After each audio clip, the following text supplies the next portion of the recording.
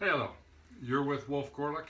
If you watch these videos for the traffic, I can assure you it is coming back. Don't worry. Still traveling, and about another week before I get back to my normal routine. So still out of hotel rooms. One of the things that I'm thinking about is, when you're driving, right? You don't necessarily get in an accident usually by what you see. You get in an accident by what you don't see.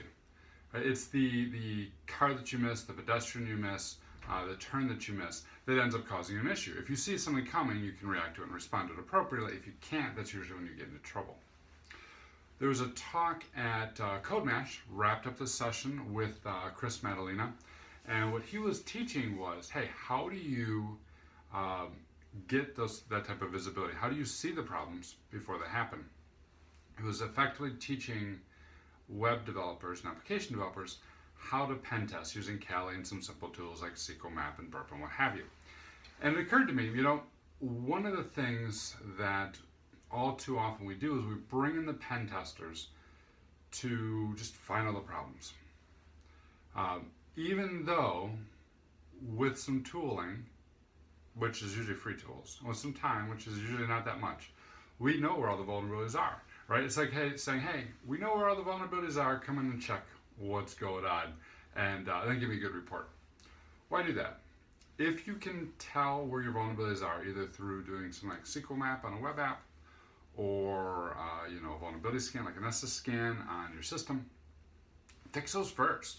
Check first, fix those vulns, and then bring in the pen testers. Pen testers don't like it either, right? They don't like to just walk in and have everything laid out for them. They don't like it to be easy.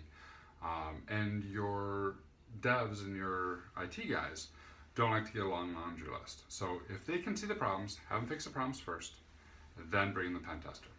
Now, one of the things we'll often hear is, well, Wolf, that sounds great, but you don't understand. I've got a mandate to bring in a pen tester. I've got a requirement to bring in a pen tester. I've got this law that says I have to have a pen tester every quarter, or every 6 months, or every year. Great. There's your deadline to have the items that you can see be addressed and be removed. Mark that in the sand. Here's when the pen tester's coming.